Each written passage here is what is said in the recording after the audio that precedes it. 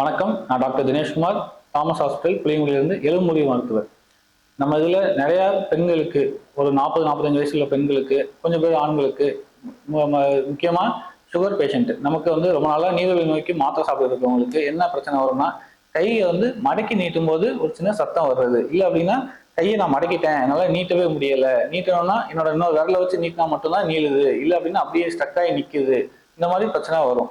இதுக்கு முக்கியமான காரணம் என்ன அப்படின்னா, நம்ம கைகளை மடக்கிட்டு இருக்கிற தசநாறுகள்ல ஒரு சின்ன வீக்கம் வருது. அந்த வீக்கம் வரும்போது நமக்கு அந்த இடத்துல அந்த தசநாரை தாண்டி போகணும். அப்படி அந்த வீக்கம் இருக்கிறதுனால தாண்டி போக முடியாதனால அங்கேயே ஸ்ட்ரக்காகி நின்றுக்கும். இல்லை நம்ம ரொம்ப கஷ்டப்பட்டு இருக்கும்போது டக்குன்னு வர்றதுனால அந்த சத்தம் கேட்குது, டப் டப்புன்னு சத்தம் கேட்கறது, அதுவும் இல்லைன்னா அப்படின்னா ஃபுல்லாக மாட்டிக்கிட்டு ஸ்ட்ரக்காகி நிற்கிறது. இந்த மாதிரி பிரச்சனைகள் வரும்.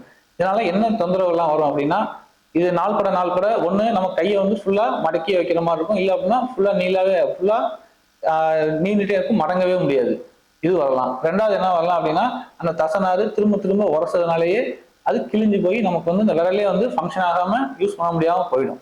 இதை நம்ம என்னெல்லாம் பண்ணி தவிர்க்கலாம் அப்படின்னா, ஃபர்ஸ்ட் கொஞ்சம் அந்த கைக்கு முதல்ல ரெஸ்ட் கொடுக்கலாம்.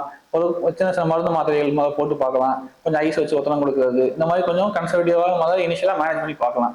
இதுக்கு நமக்கு ஒத்து வரல, நம்ம ஒரு 2 மாசம் கிட்ட 1 மாசம் கிட்ட நம்ம ட்ரீட்மெண்ட் எடுத்துட்டோம், ஆனா எதுவுமே சாட்டிஸ்ஃபைடா இல்லை அப்படின்னா, அடுத்து என்ன பண்ணலாம் அப்படின்னா, இந்த வீக்கம் இருக்க இடத்துல ஒரு சின்ன இன்ஜெக்ஷன் போடலாம். ஸ்டீராய்டு இன்ஜெக்ஷன் போட்டோம் அப்படின்னா அந்த வீக்கம் குறையும்.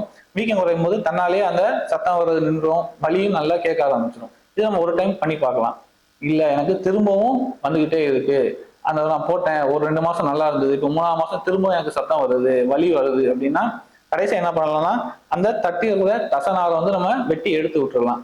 அது சின்ன ஆப்ரேஷனா லோக்கலாவே பண்ணிட்டு இந்த இடத்துல மட்டும் மத பூசி போட்டு அதை எடுத்து விட்டுறலாம். இப்படி எடுத்து விட்டோம் அப்படின்னா, இந்த கை மடக்கி நீட்டுற சத்தங்க வர்றது, அந்த மடக்கி நீட்ட முடியாம போறது, கை மடங்கியே நிக்கிறது, இந்த மாதிரி உள்ள பின்விளைவுகளை நம்ம ஈஸியா தவிர்த்துடலாம்.